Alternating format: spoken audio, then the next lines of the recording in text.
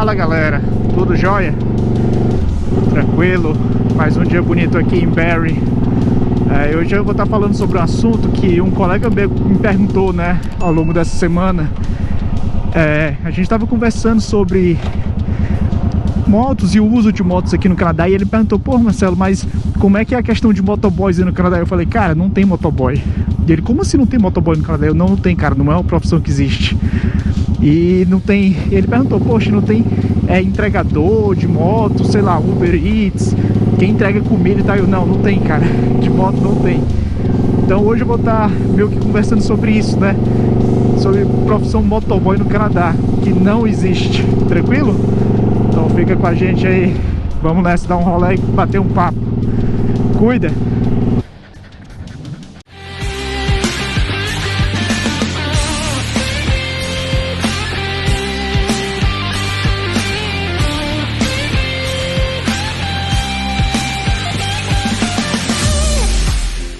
E aí, meus amigos, minhas amigas, tudo tranquilo? Espero que esteja todo mundo tendo uma boa semana. Olha o moleque dançando empolgado, esperando o ônibus voltando da aula. Show! Pois bem, o assunto de hoje é sobre a questão de motoboys, né? Ou no caso, a ausência de motoboys no Canadá, né? Não existe esse papel do motoboy aqui, né? No meu vídeo passado, para quem acompanhou, eu falei um pouco sobre a questão do uso de motos aqui no Canadá, né? Especificamente, por exemplo, aqui em Ontário, onde eu resido, mas a situação é basicamente a mesma em praticamente todas as outras regiões do Canadá, né? A gente não utiliza moto como meio de transporte principal, né? O tempo não permite que a gente faça isso, por conta das diferentes estações que a gente tem aqui, né? A gente tem basicamente 6 meses de muito frio, entre 5 e 7 meses, depende do ano, mas de muito frio, com temperaturas abaixo de zero, né?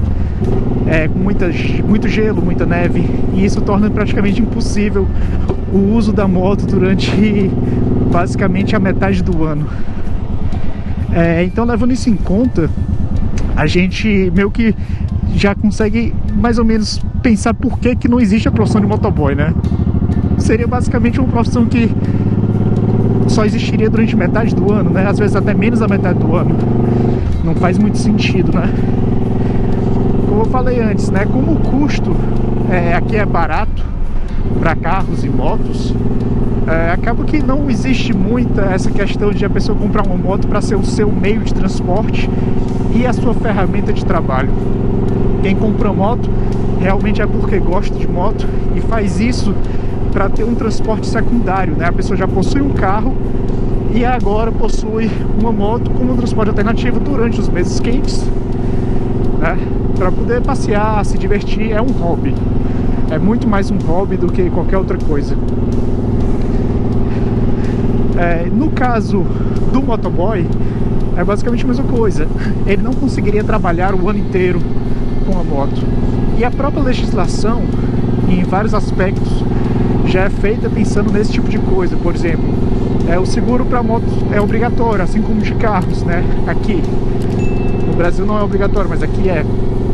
E vários operadores de seguro, especificamente, só fazem um seguro sazonal, ou seja, durante os períodos que eles sabem que são possíveis de andar de moto. Olha, um ganso canadense. Então eles fazem isso propositalmente para impedir que você pilote moto durante os meses que são frios, entendendo?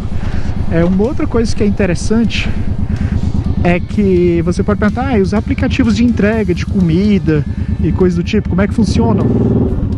Todo mundo aqui faz entrega de carro, alguns fazem entrega de bicicleta, mas o mais comum de se ver, principalmente nas cidades menores, né, como Barrie, por exemplo, são entregas feitas de carro. Isso é o que você vai ver. Em cidades maiores, com centros urbanos mais populosos, por exemplo, Toronto, por exemplo, é muito comum você ver entregas de bicicleta também, né, porque acaba sendo uma opção mais rápida. Aqui, se você parar para pensar, a moto não seria uma opção mais rápida, mesmo que permitido fosse fazer entregas de moto. Por quê? Porque moto aqui tem que respeitar as regras de trânsito igualmente a um carro. tá? Moto aqui, diferente do Brasil, por exemplo, não tem permissão de pegar corredores. Ela não pode estar entre um carro e outro, por exemplo. Ela não pode estar fazendo a ultrapassagem, por exemplo, aqui no cantinho. Eu não poderia pegar esse corredor ao lado deles, né? A moto tem que ter um local na faixa, assim como se fosse um carro. Então eu tenho que me manter atrás deles. Eu só poderia passar se tivesse uma outra faixa ao lado. Por exemplo, aqui tem uma faixa. Eu poderia ir para essa faixa caso eu quisesse ultrapassar eles. Mas, via regra geral, você tem que se comportar como um carro. Então, se você pensar nisso, a moto não se torna uma opção mais rápida para entregas. No Brasil, a moto é muito utilizada para entregas porque é mais barato, consome menos combustível e é mais rápida de chegar no destino. Justamente por esse jeitinho e essa liberdade de não ficar parado em sinais, em filas de... Aqui essa realidade não existe, tranquilo? Então o que acontece? Existem casos, e eu já vi acontecendo, em que a pessoa tenta dar aquele nosso famoso, como é que a gente chama? O jeitinho brasileiro, né? Uma gambiarra, vamos dizer assim. Já que não é só brasileiro que faz isso, né? Vamos falar de gambiarra mesmo. O que é que acontece? O cara tem uma moto, ele se cadastra, por exemplo, para fazer entrega pelo Uber Eats, né? Ou qualquer outro aplicativo desse de entrega. E ele vai lá e diz, ó, eu vou fazer entrega, mas eu vou fazer entrega de bicicleta.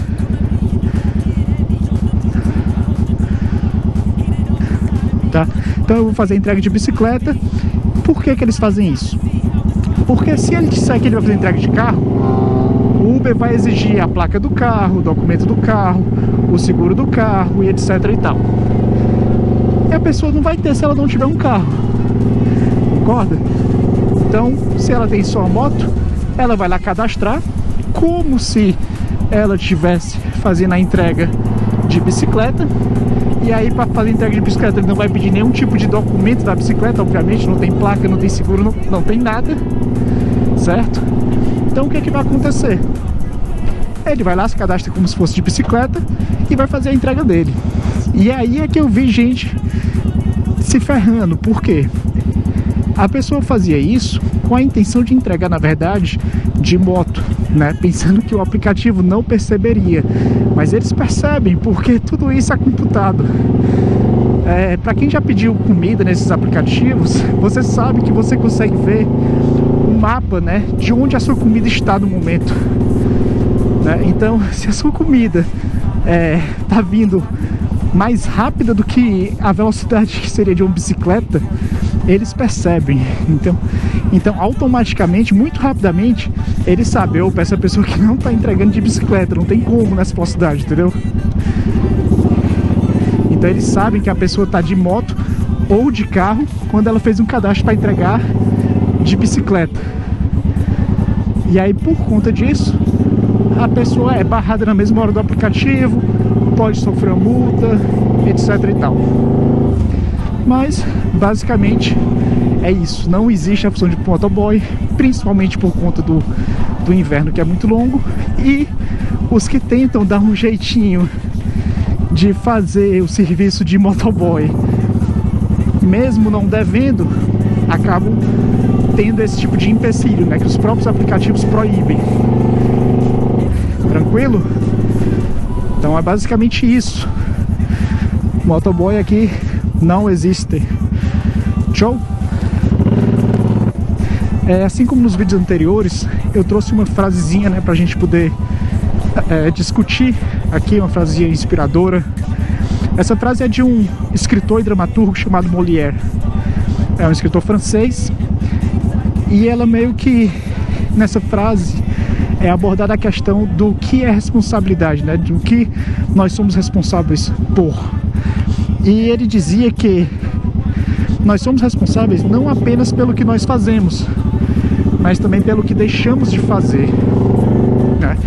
Eu acho que isso tem um peso muito grande quando a gente para pensar nas nossas ações, mas também nas coisas que nós por algum motivo optamos em não agir. Por exemplo, a gente sabe que palavras têm muito poder.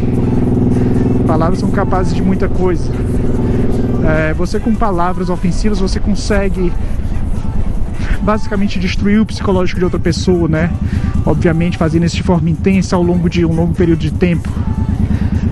Mas ao mesmo tempo, a falta de palavras também pode ter o mesmo problema, também pode ter o mesmo poder nocivo. Ou você vê uma briga na rua, se você age para interferir a briga, a forma como você vai interferir é responsabilidade sua. Você não pode chegar já dando um chute na cabeça de um cidadão, né? Da mesma forma, se você não interfere, você tem uma certa responsabilidade por não ter interferido.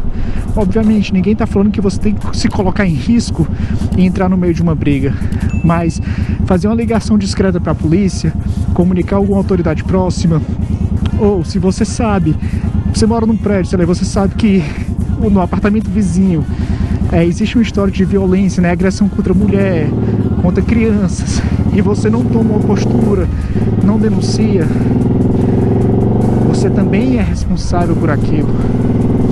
É uma responsabilidade que você compartilha em certo nível, tá? Então, basicamente é isso. A reflexão que ele traz é que a ausência de ações também é responsabilidade sua. Então, reflitam sobre isso. Você é responsável pelo que faz, mas também pelo que deixa de fazer.